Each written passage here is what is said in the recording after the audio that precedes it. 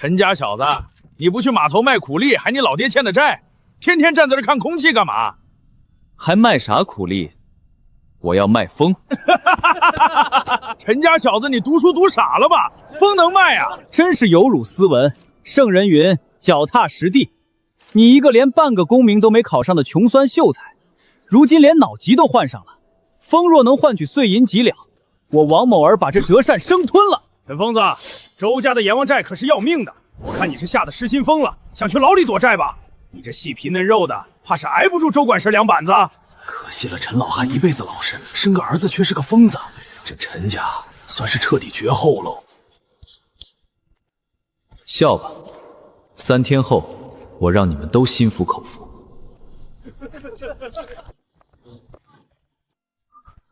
这什么情况？我不是正在给学生上物理课吗？我这是在哪儿？哥，你终于醒了。你发了3天高烧，我还以为你跟爹一样不要小雅了。大前王朝青山县，父亲病重借了周家的印子钱，半个月前咽气了，现在人死债留，这开局真是地狱啊！哟，陈大秀才醒了，没死就好。你要是死了，我这笔账找鬼要去。周管事，求求您再宽限几天，我哥刚醒，身体还病着，我们一定会想办法还钱的。滚一边去！这里有你个小丫头片说话的份儿吗？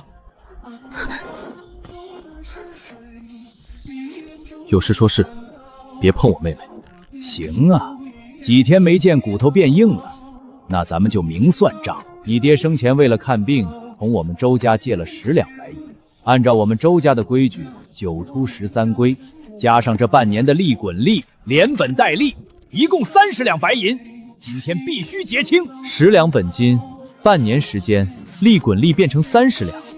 周管事，你们周家这复利算法，简直比高利贷还要不要脸。大钱律法明文规定，民间借贷月利不得超过3分，按3分算，半年利息顶多1两8钱。你这30两是怎么凭空捏造出来的？少他娘的跟老子扯律法！在这青山县，我们周家的话就是王法，白纸黑字的借条在此，上面还有你老爹的画押。今天你要是拿不出30两银子，老子就砸了你这破房子！你随便砸，这屋子里的东西加起来卖不到半两银子。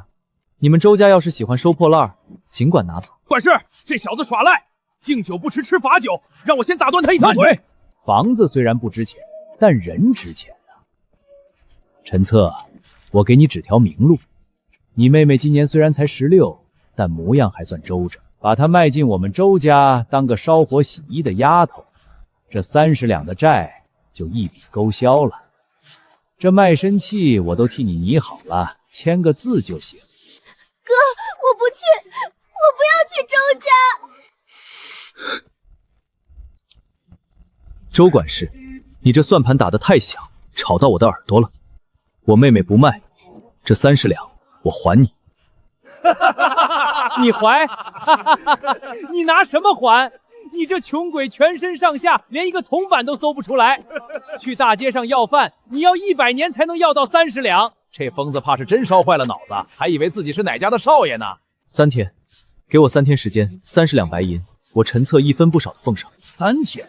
你就是在街上抢也抢不到30两，你想拖延时间跑路，老子今天就要带人走。周家在青山县好歹也是有头有脸的大户，若今天强行绑走良家女，传出去说周家强买强卖，不仅名声扫地，还要吃官司。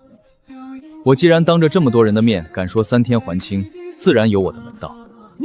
你有个屁的门道！整个县城的商铺都不会雇佣你，你拿什么赚钱？我说了，我要卖风。卖风？你把风装进麻袋里卖给龙王爷吗？我看你是彻底疯了。这就不用周管事操心了。敢不敢跟我打个赌？3天为限，如果我拿出30两，借条当面私会2清；如果拿不出，我陈策的命还有这宅子的地契，全是你们周家的。你要怎么处置？悉听尊便。管事，这小子疯得不轻，但这宅子虽然破，地皮好歹也能值个几两银子，加上他的命，咱不亏。3天时间，他就算长出翅膀，也变不出30两。好，你既然找死，我成全你。口说无凭，立字为据。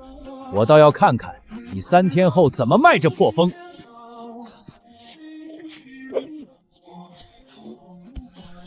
契约已成，现在带着你的人滚出我的房子。3天后的正午，带着借条来收钱。算你小子有种！我们走。3天后，老子亲自带人来给你收尸。哥，你疯了呀！30两，那是30两银子，你去哪里弄30两？你是不是真打算3天后把命赔给他们？小雅不值得你这么做。傻丫头，哭什么？哥哥既然敢签这个字，就有100%的把握。你记住，从今天起，没有任何人能欺负我们兄妹。周家不仅拿不走我们的命，以后还要看我们的脸色吃饭。可是你说你要卖风，风怎么卖啊？风又不能吃。小雅放心，哥哥我自有办法。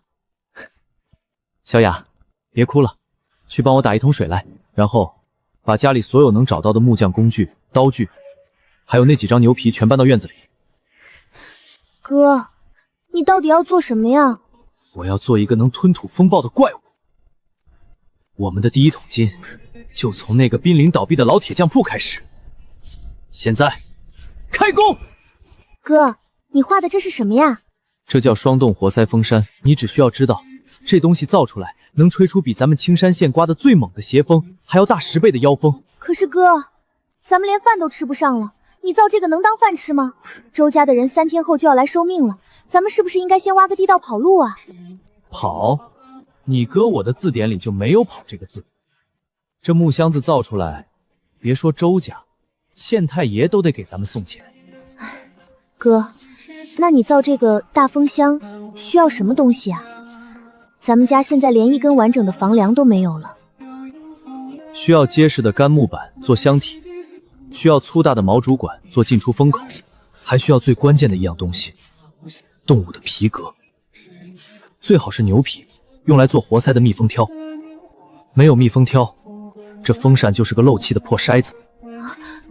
木板和管去后山的肥料堆里说不定能捡到，可是牛皮……哥，大前律法不准私自采杀耕牛，只有老死病死的牛才能让官府指定的屠户处理。1张牛皮得要2两银子呢，咱们连半个铜板都没有。钱确实是个问题，1分钱难倒英雄汉，古人诚不欺我。小雅，这是咱爹留下的吧？这是娘生前留下的陪嫁，爹病重的时候想当掉，当铺掌柜锅成色太差，又是碎的，连200文钱都不值，爹就留下来了。200文，足够买1张别人不要的臭牛皮了。小雅，你在家烧水，把家里所有的刀和锯子磨快，我出去进货。哥，你千万别去惹事啊！放心，读书人的事儿怎么能叫惹事儿？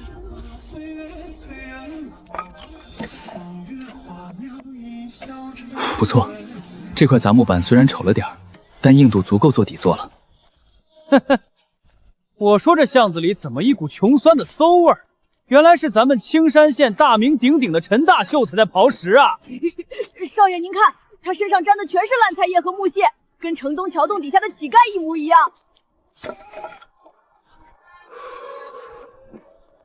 陈策，枉你当年还跟本少爷同窗3年，如今为了躲周家的30两赌债，竟然沦落到捡破烂的地步，圣贤书都读到狗肚子里去了。王秀才不在家背你的4书5详，跑来垃圾堆闻味儿，你这癖好倒是挺别致。这不那个扬言要卖空气的陈疯子吗？卖空气的本钱原来是靠捡垃圾啊！陈策，本少爷看你可怜，送你一首诗如何？听好了。昔日同窗诵经史，今朝巷尾办狗屎。斯文扫地随风去，朽木不可雕也迟。王大诗人，史和史同音押韵，去和迟根本不押韵。你这平钻错乱，连打油诗都不如的破烂玩意儿，就别拿出来丢人现眼了。你一个捡破烂的疯子，敢评价本少爷的诗作？你手里的朽木能变出30两银子不成？你手里的折扇只能用来扇苍蝇，但我手里的朽木，3天后能把你的脸打肿。借过，别挡道。陈策，你个疯子！你给本少爷等着，3天后我看你怎么死！多谢关心，死的时候一定通知你来随份子钱。张屠户，地上这张废牛皮怎么卖？我当是谁呢？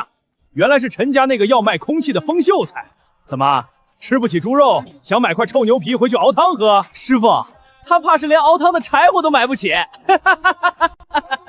这牛皮边角破损，放了至少有4天了，已经开始发臭腐烂。官府不收，你留着也是扔掉。开个价。秀才，你问价？你有钱吗？你欠周家30两的事儿，整个青山县谁不知道？半块祖传碎玉，当铺开价250，换你这张一文不值的烂皮子，你稳赚。玉佩勉强值几个大子儿，不过嘛，这张牛皮老子今天不想卖，老子想把它喂狗。收了钱不给货，张屠户，大白天的你想明抢？抢你怎么了？你个手无缚鸡之力的穷酸！不过老子今天心情好，你不是想要这张皮子吗？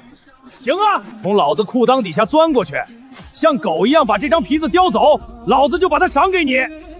否则，你连半块玉佩也别想拿回去。钻，陈疯子，钻过去！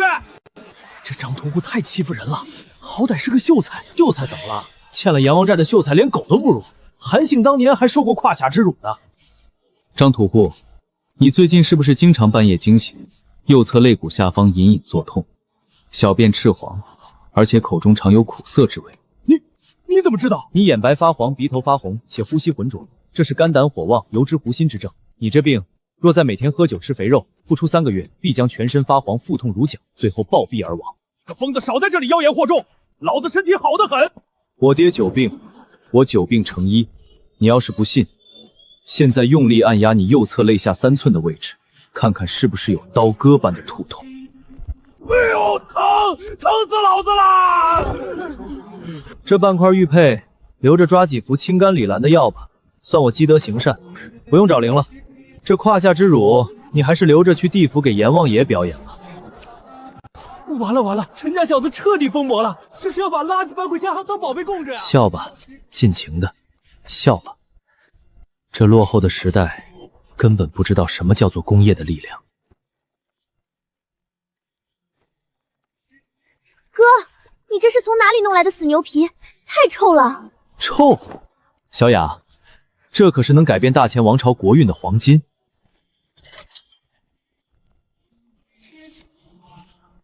看哥哥怎么徒手捏出一个奇迹。组装开始。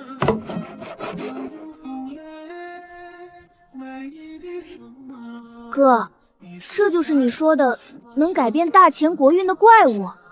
它长得好像一口拼凑起来的破棺材，而且还是好臭。外表虽然潦草，但灵魂绝对硬核。小雅，工业的美感不在于好看，而在于力量。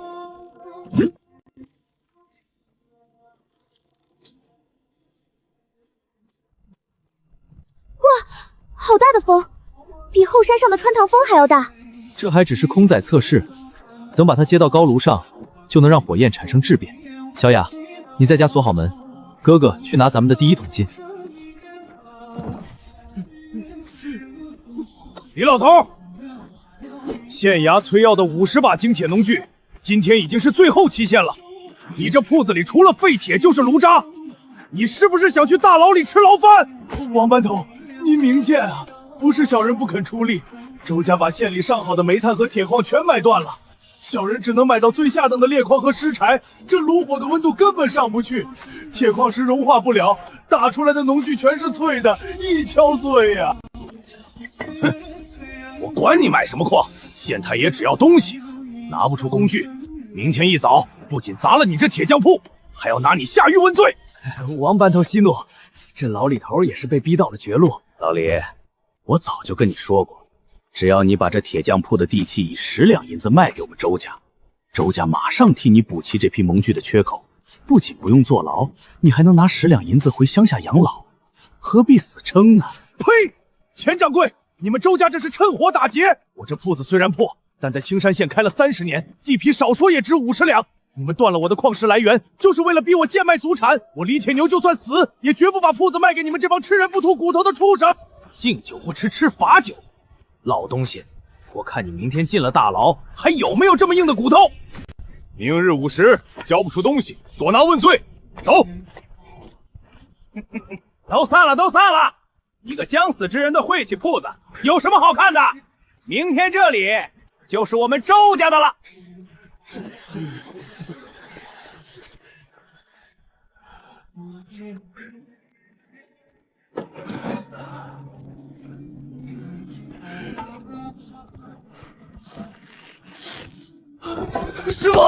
师傅，您别想不开啊！大不了咱们连夜逃出青山县。逃？往哪儿逃？普天之下莫非王土，弄砸了官府的差事，逃到天涯海角也是死罪。狗剩，你一会儿去账房把剩下的几百文铜钱拿走。师傅这辈子没求过人，只求你明天来替师傅收个尸，别让师傅被乱葬岗的野狗啃了。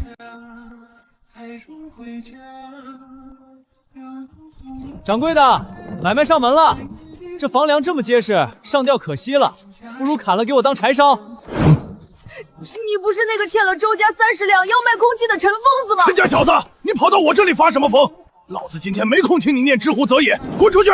李叔，我是来救你的命的，顺便也救救你这半死不活的炉火。李老头，你还真是有福气啊！一个马上要被砍头的风秀才，推着一口破棺材来救你。我看你们俩正好凑一对儿，黄泉路上面对面一起吹西北风。钱掌柜，你的牙齿上还沾着早上吃的韭菜叶，一把年纪了，嘴巴这么臭，是不是周家的主子平时不给你刷牙的水啊？你个死到临头的穷酸秀才，你敢骂我？我没时间理会乱吠的狗。李叔，你的问题我刚才门外听得一清二楚，煤炭劣质，矿石杂质多，对吧？既然听到了就赶紧滚！老子打铁30年，难道不知道裂矿出不了好铁？这道理还要你一个连锤子都没摸过的书生来教？裂矿出不了好铁，是因为你的温度不够。你这破皮老虎，拉一次漏半管风，推一次又要停顿，炉温撑死不过800度。别说融化裂矿，烤红薯都费劲。800度？什么乱七八糟的？这火势已经是青山县最大的了，你懂个屁的控火！拿一堆破烂木板跑来消遣老子，信不信老子一锤子砸碎你这破箱子？师傅息怒！砸！你砸下去，你这30年的手艺就彻底断绝。你明天去大牢里蹲着，我就白白送给周家。你砸！李叔，你仔细看看我带来的是什么？这东西叫双洞活塞风向，拉也出风，风力连绵不绝。只要你把它接在你的火炉上，我保证，半炷香之内，这炉子里的废渣全都会变成铁水。陈家小子，你知不知道你在说什么大话？连环风沙那是京城匠作剑才有的图纸，就凭你这几块破烂木头拼起来的垃圾，是不是大话？试过就知道。李叔，咱俩做个交易。什么交易？借你这火炉和铁砧半个时辰，如果炉火不旺，废铁不化，我陈策给你铁匠铺当10年免费苦力，端茶倒水打铁劈木，绝无怨言，白纸黑字，立刻画押。10年苦力？你欠了周家30两，3天后就没命了，哪来的10年给我当苦力？只要今天这火点起来，周家那30两就是个屁。我就问你，敢不敢赌？好，那要是火旺了呢？你要什么？我要这铁匠铺以后所有出产的纯利润抽5成。5成？你小子还真是穷疯了！好，老子今天反正也是要上吊的人了，就陪你这个疯子赌一把。要是火不旺，不用周家动手，老子今天先用铁锤敲断你的腿。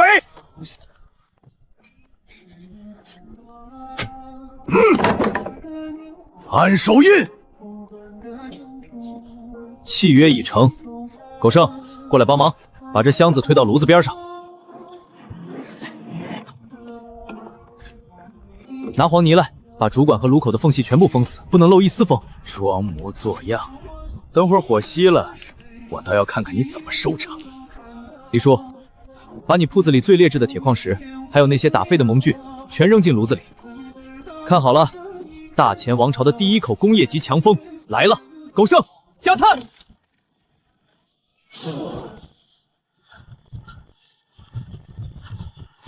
风起！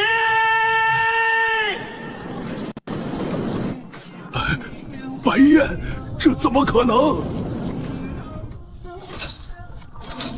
李叔，准备铁锤！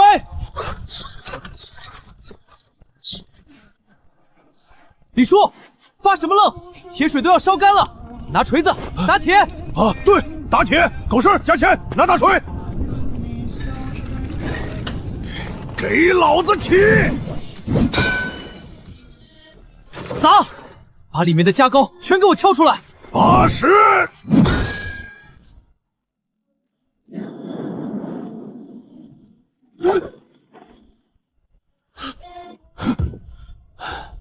成型，狗剩，退后，取火。成了。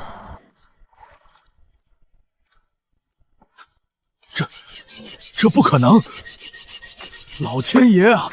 我李铁牛这辈子竟然能打出这种神物！这些圈圈是什么？生锈了吗？花纹钢，这是传说中折叠锻打上百次才能出现的百炼钢花纹。京城的匠作剑3年才能出一把，这绝对是削铁如泥的宝刀啊！胡说八道！就用那几块废铜烂铁，半个时辰打出百炼钢。李铁娘，你为了保住铺子，连这种弥天大谎都敢撒了？是不是撒谎？验一验不就知道了。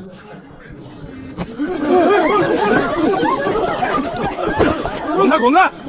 都给老子闪开！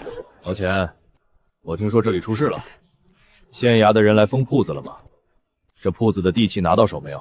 管事大人，这陈疯子弄了个妖物木箱，不知道用了什么妖法，刚才炉子里的火冒白光啊！他还说打出了一把百炼钢。百炼钢？哈哈哈！陈策，你那30两银子还没凑齐，跑这里来装铁匠了？怎么想拿把破柴刀抵我的账？周管事，来得早不如来得巧。我这把刀不仅能抵你的账，还能买你一条胳膊。死鸭子嘴硬，一把破柴刀也敢叫嚣！你今天要是拿不出30两，老子现在就把你绑去沉江！周管事，听说你们周家护营用的刀都是高价从外地买来的精铁打造，号称吹毛断发，敢不敢拿出来跟我这把破柴刀碰一碰？小子，你找死！我这把刀可是纯正的精铁，花了5两银子买的，砍你的破柴刀就像切豆腐一样。这陈疯子惨了，精铁刀砍柴刀，那不是鸡蛋碰石头吗？李叔，这是你的作品，这第一刀你来。好，老子今天就豁出去了！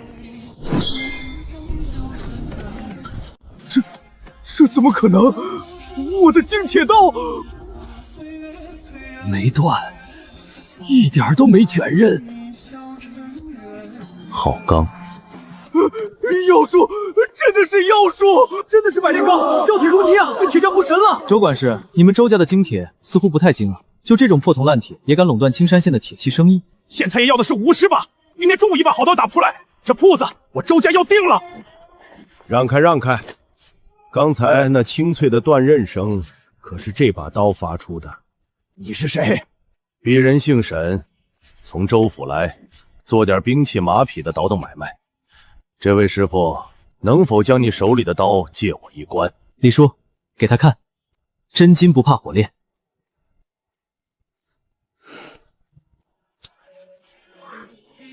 吹毛断发，真的是天然的百段花纹，极品，简直是极品！这位小兄弟，这把刀我买了，开个价吧。沈老板，这可是青山县，这把刀来路不明，我沈万三在青州府做生意，还轮不到一个县城的管家来教我做事。小兄弟，你开价50两白银，少一个子儿都不卖。50两，这能买青山县半条街的院子了。陈疯子真敢狮子大开口啊！你想钱想疯了吧？50两买一把柴刀，谁买谁是冤大头。50两我要了。这种级别的花纹钢，拿到州府县给驻军统领，起码值200两，我赚大了。沈老板是个爽快人，钱货两清。周管事，3天期限没到，我的钱凑齐了，30两。带着你们周家的臭钱，带着那张废纸借条，从我眼前滚！算你狠，陈策，你别得意的太早，咱们走着瞧。老五、老钱，我们走。陈公子，你不仅救了我的命，还保住了老李家30年的招牌呀，受我一拜。李叔，刚才契约上写的很清楚，这第一斤50两算我的，接下来你打出的所有农具和兵器利润分我一半。别说一半，就算全给你老汉，我也绝无二话。可是陈公子，县衙明天就要50把农具，这时间实在来不及啊。李叔，有了这台双动活塞风渡，再加上我教你的流水线锻造法，别说50把农具，明天中午之前，我让你打出100把。我要让周家的铁匠铺从明天起一件铁器都卖不出去。王班头，我看那老李头8成是连夜跑路了，这铺子一封，地契就是我们周家的了，到时候少不了班头您的茶水钱。哼，跑，他跑得了和尚跑不了庙。来人，把门给我踹开！一大早的踹什么门啊？门踹坏了，你们赔得起吗？老李头，你竟然没跑！好啊，交不出50把精铁工具，你今天要交带着镣铐游街。废话少说，时辰已到，东西呢？陈公子，有人来验货了。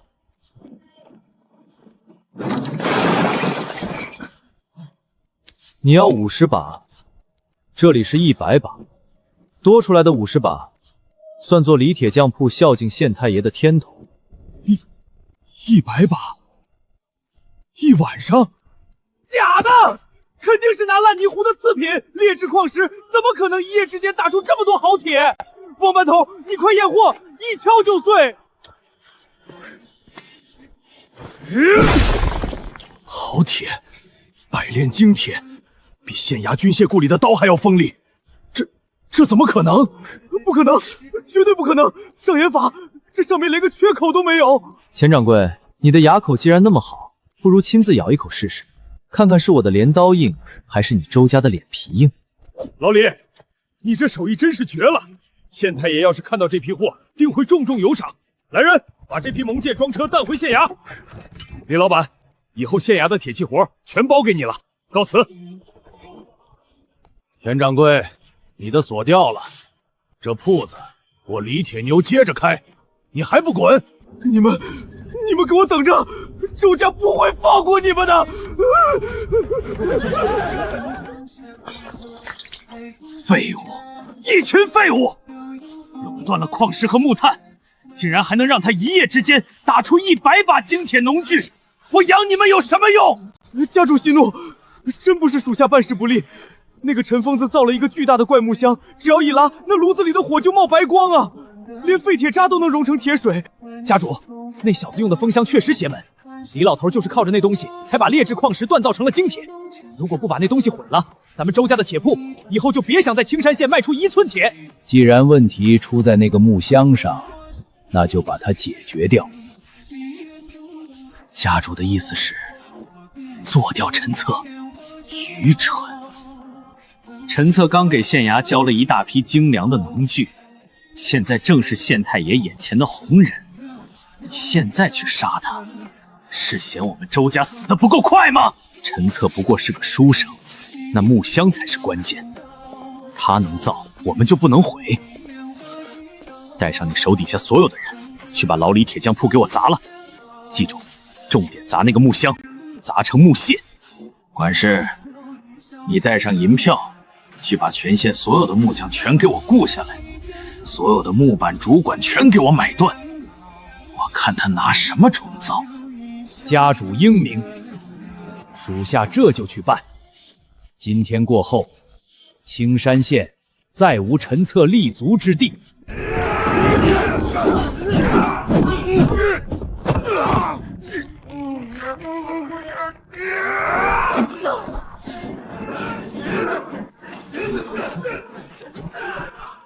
作孽呀！我的铺子，我的箱子啊！砸得好，老李头，我看你以后拿什么打铁？兄弟们，撤！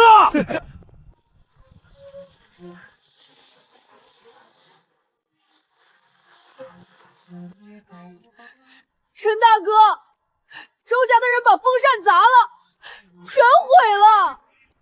陈公子，我对不起你，我没护住咱们的命根子呀。周家把全县的木头都买断了，我们再也造不出来了。多大点事儿，砸了就砸了，哭什么？砸了就砸了，那可是咱们翻身的本钱，没那风扇，铺子明天就得关门。李叔，你以为我凭什么敢大摇大摆地把这机器摆在明面上？我就是在等他们来砸，他们以为砸了一个箱子就能堵住我们的后路，简直愚蠢透顶。狗剩，出门！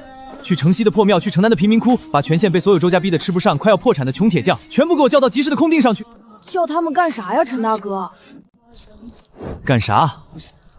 我要当全县铁匠的祖师爷。老李头，你徒弟把我们叫来干啥？我们连买木炭的钱都没了，明天就要卖儿卖女了。是啊，周家把活路全断了，大家伙就等着饿死吧。都给我闭嘴！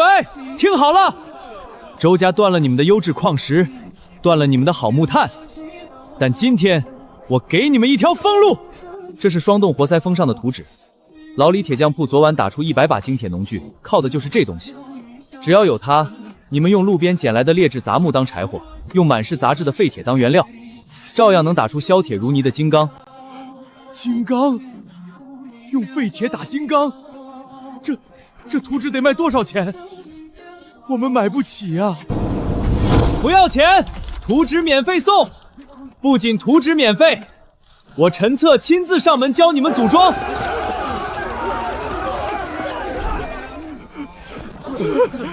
陈公子，你是活菩萨！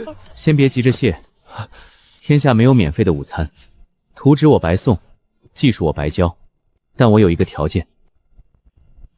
陈公子，您说，要命我们都给。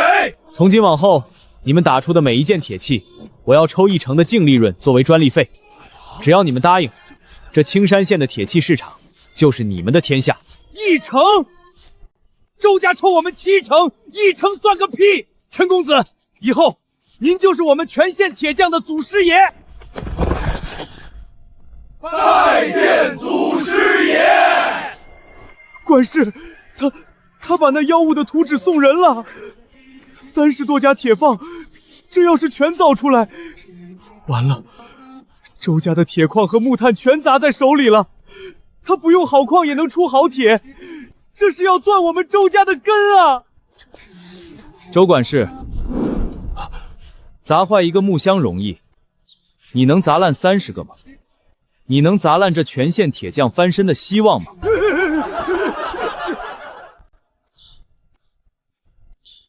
陈公子，这是城西王记铁铺这个月的专利费，一共15两银子，您点点。不用点了，用人不疑。下一个，自从用了您的风扇，废铁变金刚，生意好的踩破门槛呀！祖师爷，这是我们赵家铺子的10两银子，多亏了您的图纸，周家那个黑心炭厂昨天直接关门大吉了，痛快，太痛快了！陈公子，这半个月全县35铁匠铺的份子费加起来，足足有300两白银。咱们现在算是青山县首富之下第1人了。这钱您打算买几百亩良田，还是去城里置办几套大宅子？买田买宅子？李叔，你的格局太小了，农业的回报率太低。陈大哥，那您打算买啥？买金子吗？我要买城外那座寸草不生的落雁峰。落雁峰？陈公子，你疯了！那地方全是石头，连根杂草都不长，一年四季刮邪风，邪门的很，白送都没人要，你买它干嘛？李叔，你不懂，那地方刮的不是邪风，那刮的是白花花的银子。走，去衙门过户。左边拉紧，榫卯对齐，打入木隙，底座必须稳。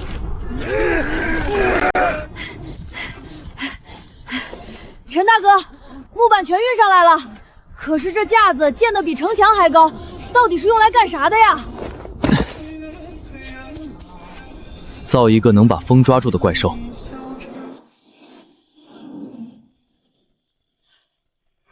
少爷，风太大了，咱们回去吧。回什么回？本少爷今天特地来看这个疯子的笑话。哈哈，策，我听城里人说你花了100两银子买下了这座破山头，我还以为你要建什么风水宝塔，原来是建了个巨大的鸡笼。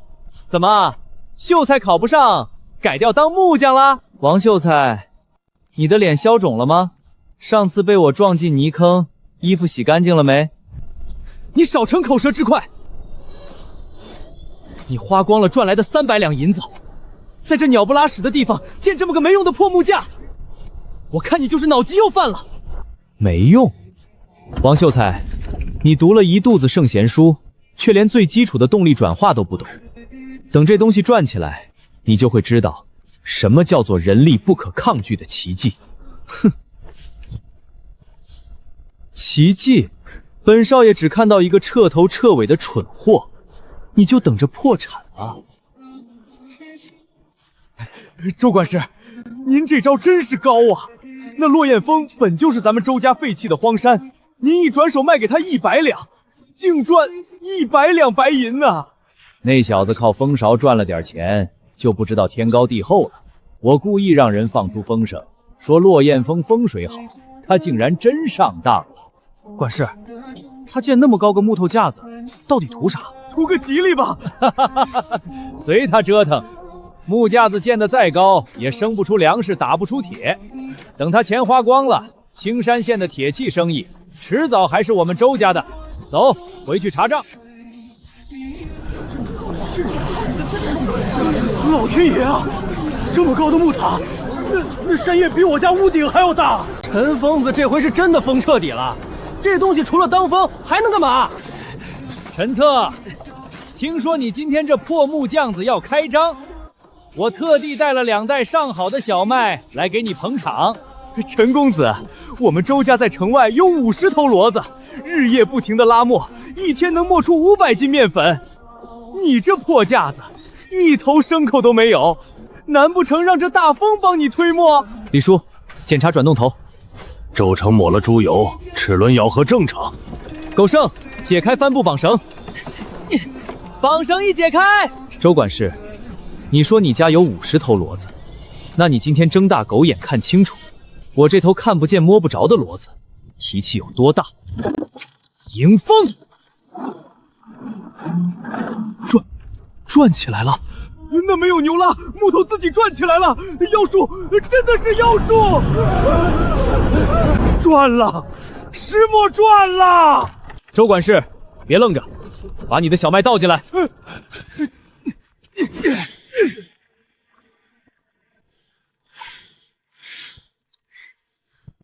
大哥，太快了，我袋子都装不过来了。神仙显灵了，没有牲口也能出面粉，这速度抵得上10头骡子一起拉呀！太可怕了，这风真的能干活？陈疯子不，陈公子是神人啊！这有悖常理，圣人书里没写过风能推磨。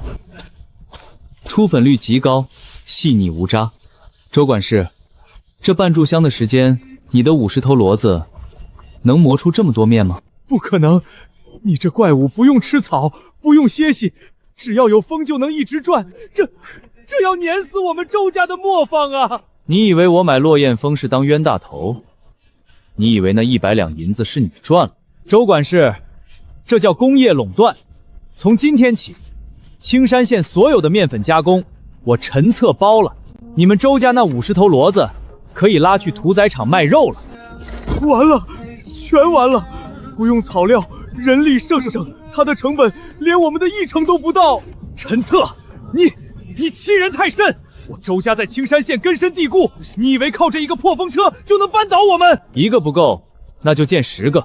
青山县的风从今天起姓陈了。小雅，送客。听见没？我哥让你们滚，快滚！带着你们的空麻袋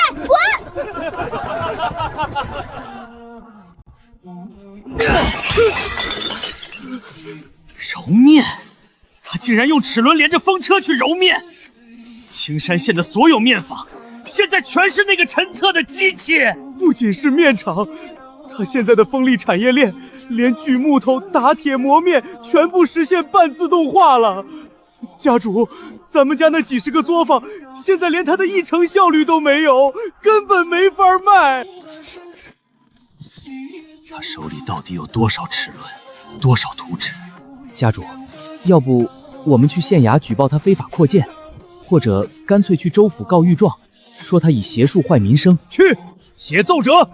陈策既然想靠风成名，那我就让他变成真正的风，去州府告他，说他造的风车干扰了地方龙脉，让青山县风雨失调。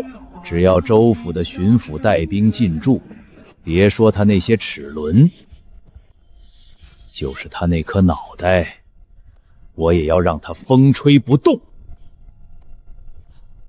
哥，县令说州府巡抚马上要来，指名道姓要查你的风车，这可怎么办？陈公子，要不咱们连夜把齿轮拆了，藏进山里。拆？为什么要拆？他想告我，那得看我陈策给不给他这个机会。工业革命的齿轮一旦转动，就是神仙也拦不住。通知全县铁匠，把咱们最新造的风车动力更连拿出来。巡抚大人要是问起来，我就告诉他，我卖的不是风，我卖的是大钱的粮食。更犁？那东西不是只有牛能拉吗？明天我要让州府巡抚亲眼看看，什么叫做不需要1头耕牛就能让万亩良田翻身的奇迹。去准备吧，好戏才刚刚开始。周家主，您这是3000两白银，青山县3年的税收加起来也没有这么多啊。大人，这只是个见面礼，只要大人帮我办妥一件事，事成之后还有3000两奉上，外加周家在城南的2间旺兔地契。周家主，本官可是朝廷命官，那陈策最近造的精铁农具，确实让本官在州府面前长了脸。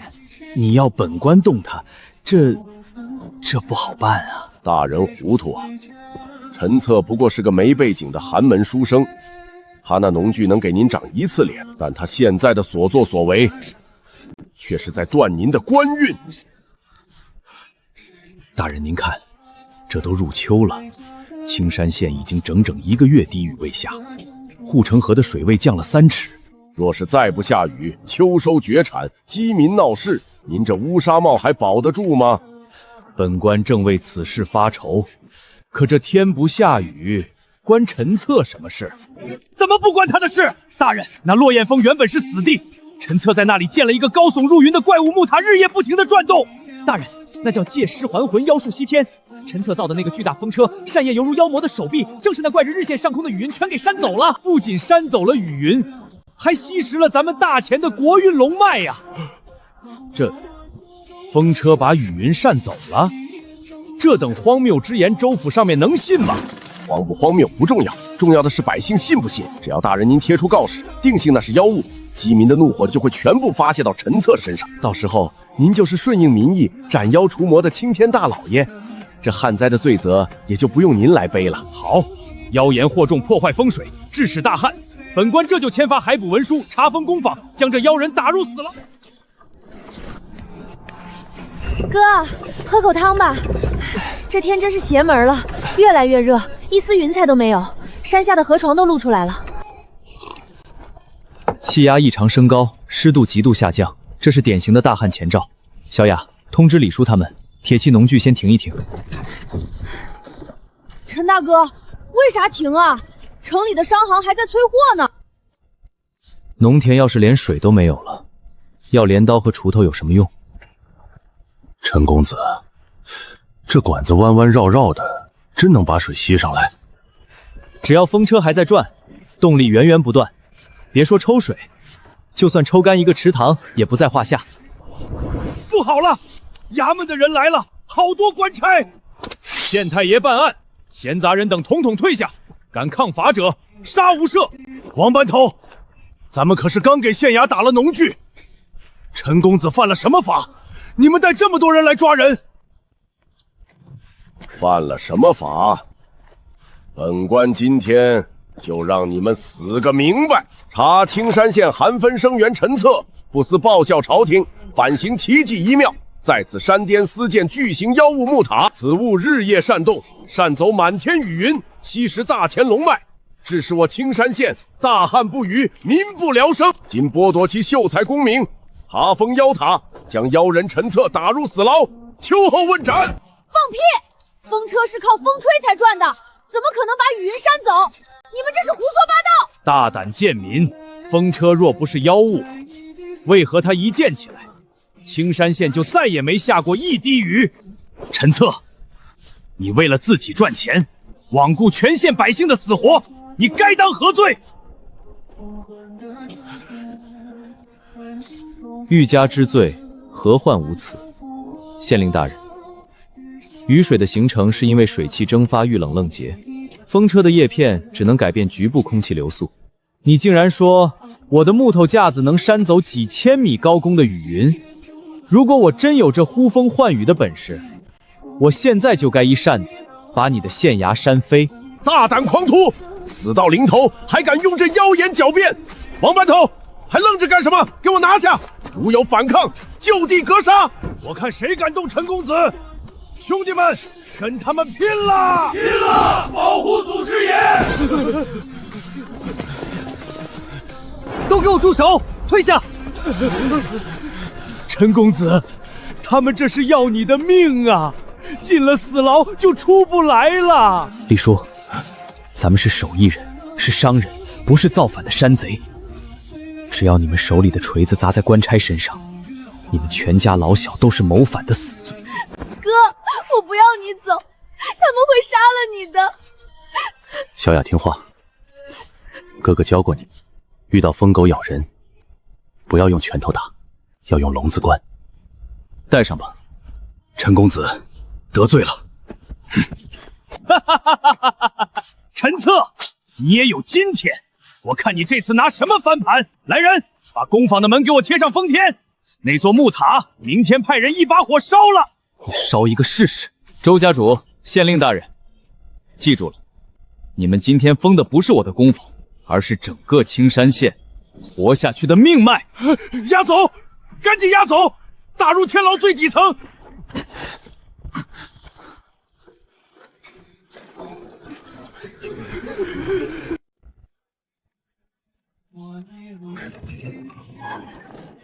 大名鼎鼎的陈祖师爷，这天牢的滋味如何？这里的风水可比你那落雁峰好多了吧？周家主大半夜的不去守着你家那几万斤发霉的陈麦，跑到这臭烘烘的地方来看我，怎么？你家也破产来这儿蹲局子了？牙尖嘴净，陈策，都到了这步田地，你还装什么硬骨头？县令已经拟好了判决文书，3日后游街示众，秋后直接问斩。你那妹妹，我也花10两银子买下来了，明天就送到翠红楼去接客。周家主，你是个商人，商人无利不起早，你半夜来死牢，绝对不是为了告诉我这些废话的。说吧，你的条件。跟聪明人说话就是省力气。只要你在这份工坊无偿转让契约上签字画押，把你那风车和打铁机器的图纸全部交出来，我保证你明天就能活着走出青山县。你妹妹我也会完璧归赵，只要你交出技术，周家大人大量给你留条狗命，否则明年的今天就是你兄妹俩的忌日。周家主啊，周家主，你以为你赢了？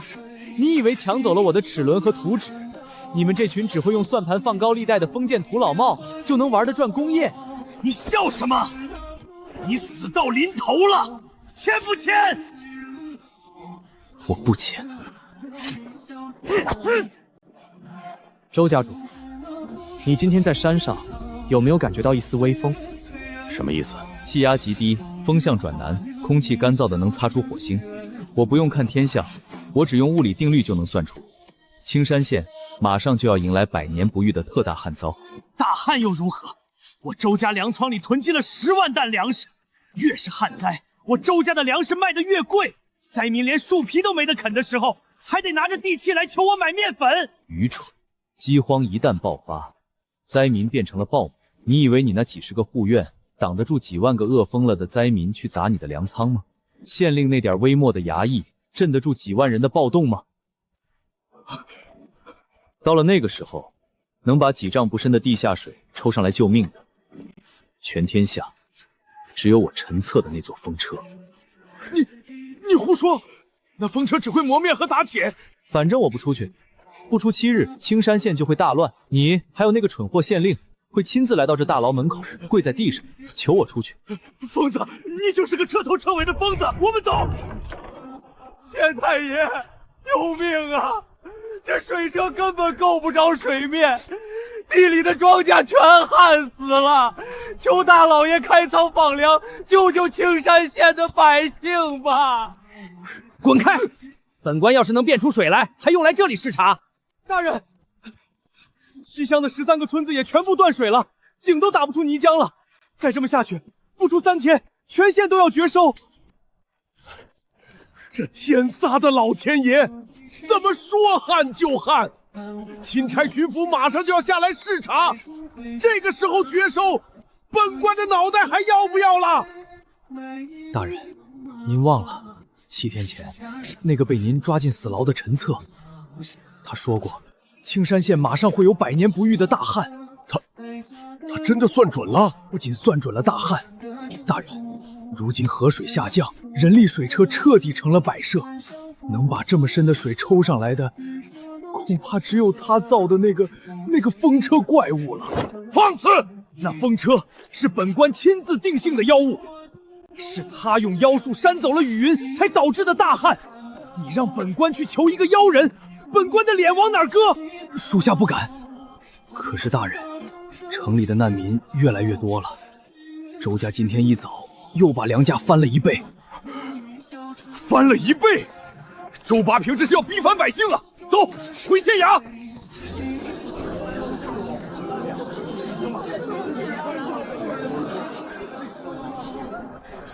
斗米1两，昨天还是斗米300文，你们怎么不去抢？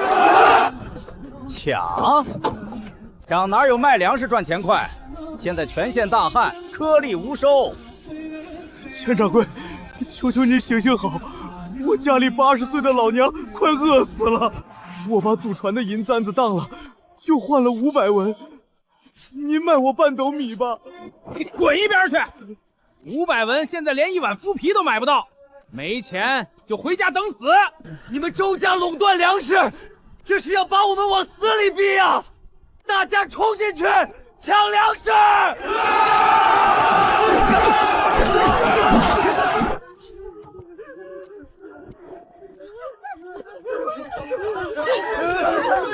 我看谁敢动！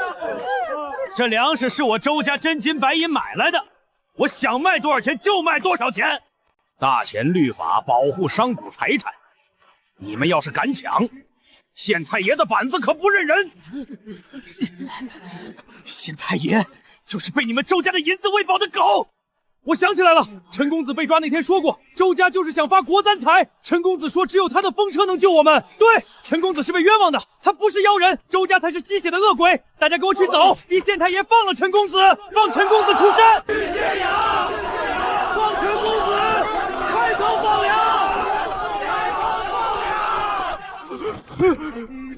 家主，他们去县衙了，这要是闹出民变，慌什么？一群泥腿子而已。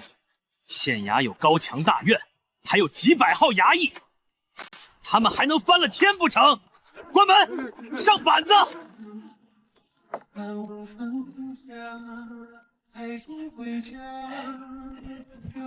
陈公子，吃饭了。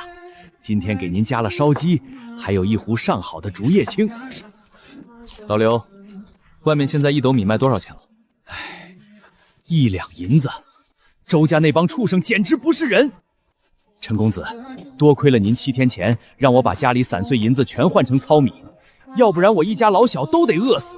您可真是神机妙算啊！这不是神机妙算，这叫经济学周期规律。旱灾必然导致粮食减产，垄断资本必然会趁机拉高价格。这是刻在人性贪婪里的公式，比算盘还要准。我不懂什么经济学，但我知道您绝对不是妖人。现在外面全乱套了，上万个流民把县衙给围了。围了？这么快？看来周家主比我想象的还要蠢，我还以为他能多撑2年。陈公子，流民都喊着让县太爷放您出去，说只有您的风车能提水救命。您说县太爷会放你吗？他可是收了周家3000两银子啊！3000两银子买不来一条命。县令是个官民，要是灾民造反冲破县衙，上面派兵镇压的第一件事就是砍了他的脑袋，平息民愤。老刘，把牢门擦干净。县令大人的轿子快到了啊！县太爷要亲自下大牢，这可是从来没有过的事啊！他不来，我就不走。狗官，开门！放了陈公子！放陈公子！我们要活命！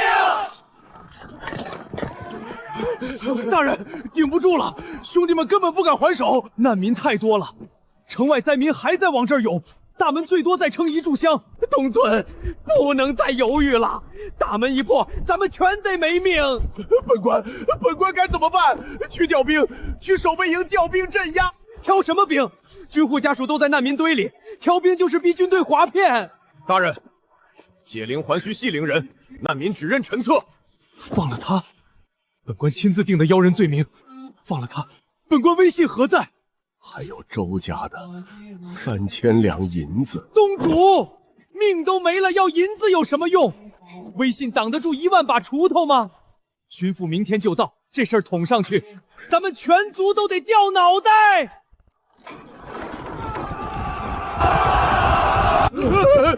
备轿，快备轿！去天牢，本官去求那个祖宗出山。陈公子，谁啊？中午的扰人清梦，不知道死囚也要睡午觉的吗？是我，是本官啊！陈公子，本官查明了，那日抓你实属周家诬陷。公子造的风车乃是利国利民的神器，绝非妖物。本官特来请公子出狱。哦，县令大人亲自来接我。可是我记得通缉令上白纸黑字写着，我吸食大钱国运，致使大旱，秋后问斩。这死牢的干草堆挺舒服的，我不想出去了。公子莫要说笑，外面1万多暴民，快把衙门拆了！只要公子答应出狱提水救灾，本官立刻当销毁通缉令，恢复公子秀才功名。恢复功名？县令大人，我被你像拖狗一样拖进这死牢，名誉扫地。你一句话抓我，一句话放我，你当我是什么？那公子要如何才肯出去？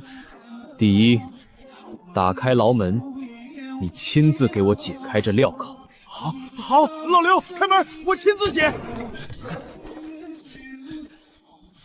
第二，周家囤积居奇，哄抬粮价，逼迫良民。我要你立刻签发查抄令，把周家的粮仓给我全部封了，开仓放粮。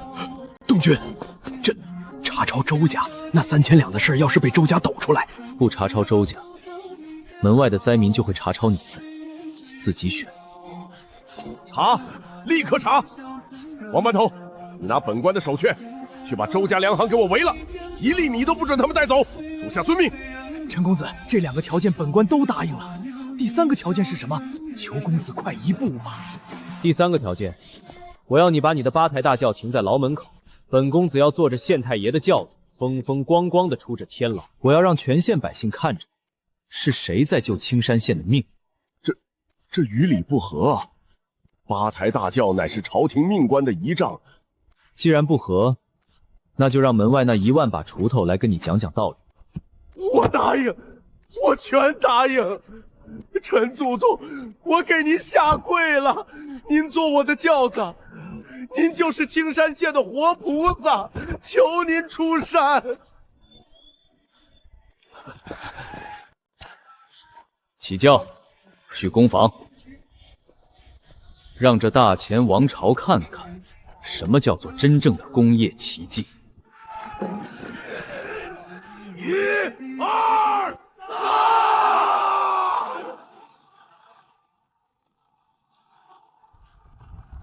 冲进去，救出陈公子！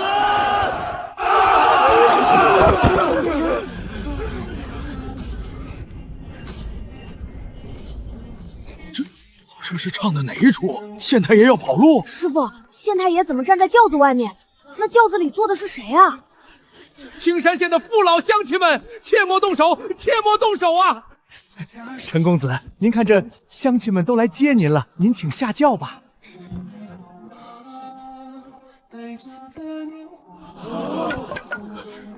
陈公子，您没事儿，他们没对您动刑。李叔，我都坐着县差爷的八抬大轿了，谁敢对我动刑？是不是啊，县令大人？是，谁敢动陈公子一根汗毛，本官诛他9族。狗官，你前几天不是还发通缉令，说陈公子是西施龙脉的妖人吗？大人，百姓们有疑问，你不解释一下吗？乡亲们，天大的误会！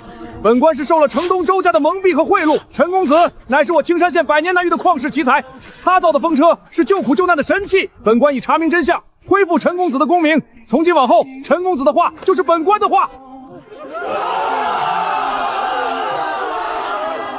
乡亲们，大旱无情，但人祸更多。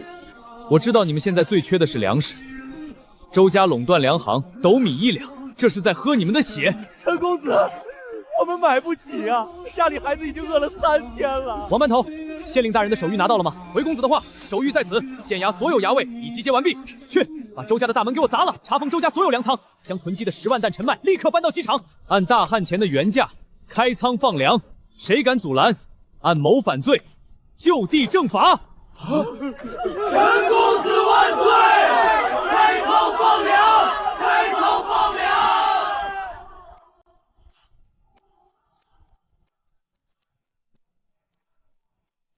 家主发财了！今天上午短短2个时辰，咱们就卖出去了300斗糙米，收进来了整整300两白银呢。这些泥腿子为了活命，连祖传的玉佩都拿来换粮食了。家主英明，那些暴民去围攻县衙，陈策他肯定已经没命了。3000两银子买他1条命，太划算。暴民散了，面粉价格再翻1倍。怎么回事？谁敢在周家撒野？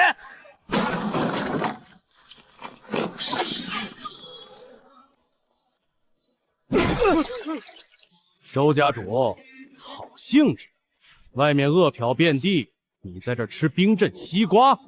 王班头，带兵闯入我周家私宅，意欲何为？王班头，是不是有误会？我们愿意出2万两银子，帮县太爷镇压暴民。哼，睁大你的狗眼看清楚，这是县令大人的亲笔手谕。周家囤积居奇，哄抬粮价，罪大恶极。开仓放粮，那可是我们花真金白银买的，县太爷不能过河拆桥啊！陈策这不是死了吗？陈策，陈公子现在正坐在县太爷的8条大轿上，指挥我们搭棚施粥呢。你们周家的10万担粮食全归陈公子调配了。陈策没死，他还坐了8台大轿，我的粮食，我的家产，全部锁上镣铐，带走。后院粮仓立刻贴封田，组织人手运粮。陈公子，这管子足足4丈长，中间全是挑片打的麻花卷儿，这东西真能把水吸上10米高。这叫阿玛米德螺旋水泵，管内螺旋叶片高速旋转，水就会被螺旋面一步步向上推挤，只要动力不断，就能对抗重力。陈公子，这管子连提桶都没有，就靠中间那根麻花转，这能行吗？灾民都看着呢，出不了水要出事的呀！县令大人，科学不相信如果，他只相信定律。闭上嘴，看好了。狗剩，把吸水口插进河底泥水潭，用石头固定死。插进去了，陈大哥，绑死结了。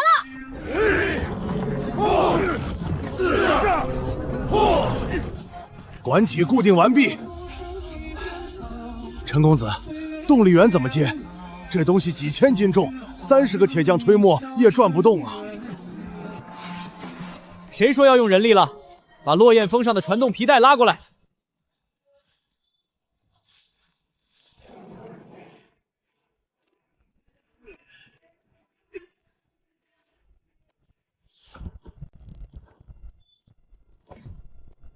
锁死烤扣，咬合齿轮。大前王朝的第1次水利工业革命，起转！转了，那巨大的铁马转起来了，可是水呢？对啊，没出水啊，管子里全是响声。陈公子，是不是哪里漏气了？让子弹飞一会儿，水再往上爬。5、4、3、2、1。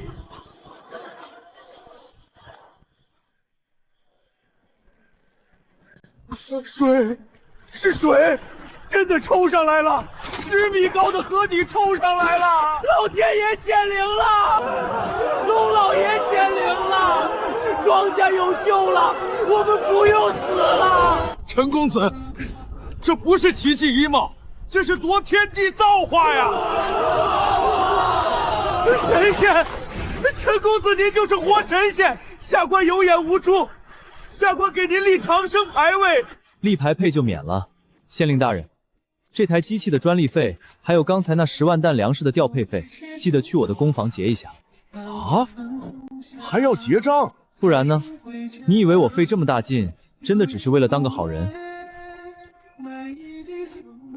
这位老丈，本官碧儿从州府来收粮，听说青山县大旱月余，为何这地里的庄稼长得如此喜人？外乡客，你消息闭塞了吧？咱们青山县早就不用靠天吃饭了。陈公子在河边造了个大铁管子，把河底的泥水全抽上来了。现在家家户户的水渠都是满的。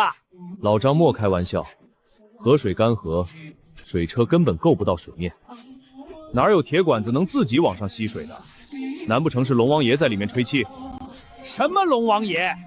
那是陈公子的阿基米德水泵，靠的是落雁峰上的大风车。你们自己去河边看看就知道了。不跟你们闲扯了，我去给陈公子的工坊送菜去。风车带动铁管吸水，闻所未闻。走，去护城河边看看这出好戏。陈公子，您看这水也抽上来了，灾情也缓解了。您什么时候有空，帮下官在这折子上签个字？就说下官全力配合您抗旱救灾，没功劳也有苦劳啊。这买卖你做的挺划算。公子明鉴，那3000两银子下官一分没动，全封存在衙门库房里，准备用来购买公子的铁器，支援农耕。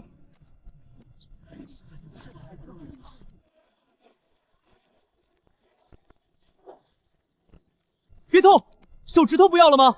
下官，青山县令不知巡抚大人微服私访，有失远迎，死罪死罪！大胆狂徒，见到巡抚大人为何不跪？大钱律法有功名在身的生员，见官可免跪。我的秀才功名，县令大人昨天刚给我恢复。是，陈公子是生员，不用跪。你就是陈策。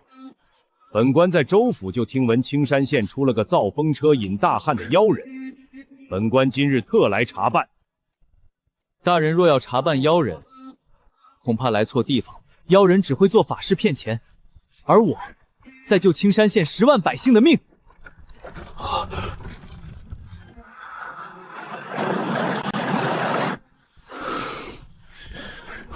这东西真的是靠风力转动的，不需要一头耕牛，不需要一个人力，就能把1丈深的水抽上来。风力转化为机供力，只要起风，这台机器就能12个时辰日夜不休。大人，大钱的农田如果有10万台这样的水泵，您觉得还会怕旱灾吗？县令，如此利国利民的旷世奇才，你折子上为何写他妖言惑民？你这县令是不想当了吗？大人冤枉啊！下官是受了城东周家的蛊惑，周家垄断粮行，哄抬物价，企图借寒灾发国难财。下官已经将周家全家下狱，正准备向大人禀报啊！哼，你以为本官不知道你收了周家的黑钱，把周家家主给本官押到公堂？本官今日要亲自审理此案。傅大人，草民冤枉啊！草民是正经买卖人。大人，陈策造妖物迷惑县令，夺我周家家产，那风车真的是妖物啊！放肆！本官亲眼所见，那提水神器救活了万亩良田，你还敢满口妖言？这是你周家粮行的密账，灾前斗米10文，灾后斗米1两，翻了100倍。你囤积10万担粮食拒不发售，致使城外饿死数百灾民。大钱律法，灾荒哄抬粮价者，等同谋反。掌门，怎么会在你们手里？周家主，你粮行的伙计也要吃饭，我只用了10斤面粉，他就把这本账册从你床底下偷出来了。